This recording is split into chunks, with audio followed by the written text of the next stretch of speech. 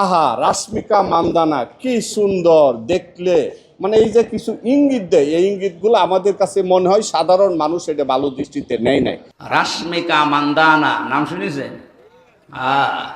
উনি রাশ্মিকা মান্দানা অনেক নায়িকা, অনেক মেয়েদেরকে নিয়ে উনি কথা বলে, ওনাদের চলাফেরা, ওনাদের অঙ্গভঙ্গি, উনি যেমন আপনারা দেখবেন একটা ইয়াতে এখনো দেখলে এটা আপনারা পাবেন।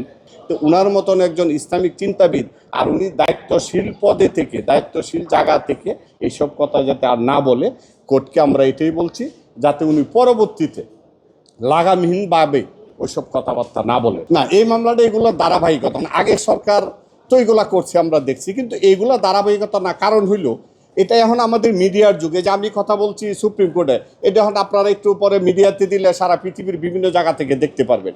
তো এইগুলো ধর্মীয় বিষয় নিয়ে যখন কথা বলেন, ওনারা কথা বলে দেখা যায় বলতেছে এক জায়গায়, বিভিন্ন জায়গায় এটা ধর্মীয়, আমাদের ধর্মে এটা সংক্ষুব্ধ হয়ে ওই জায়গায় ওনারা মামলা করেন। এটা আগের সরকারের সাথে এই সরকারের বর্তমানে আর কোনো তুলনা নেই। যে কোর্ট বলছে উনি আর ওই রকম যাতে ওই মন্তব্য লাগামহীনভাবে যাতে ওইগুলা কথা না বলেন, উনি এই কথাগুলো যাতে কথা বলে দায়িত্বশীল জায়গার থেকেই যাতে উনি কথা বলেন। হ্যাঁ, সতর্ক করছে কোর্ট। এবং আমরা বলছি উনি আবার একটা এরকম আন্ডারটেকিং দেওয়ার মতন আমরা এটা কথা বলছি, উনি যাতে পরবর্তীতে আর কোনোদিন লাগামহীনভাবে এইসব কথাবার্তা না বলেন।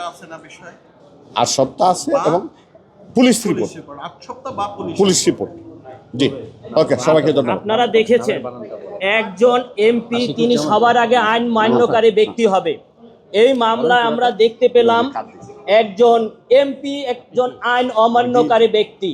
তাহলে কিভাবে, যখন এটা মামলা হলো সিরাজগঞ্জে, সমন হওয়ার সাথে সাথে ওনার সারেন্ডার করার কথা ছিল, উনি কিন্তু কোর্টে সারেন্ডার করেনি। তার মানে আইন অমান্য করেছে। উনি প্রাথমিক ধাপ কোর্টে না যেয়ে উনি যে একজন সংসদ সদস্য, উনি বুঝাতে চাচ্ছে ওনার কাছে আইন কিছু না। আমরা আশা করব উনি সংসদ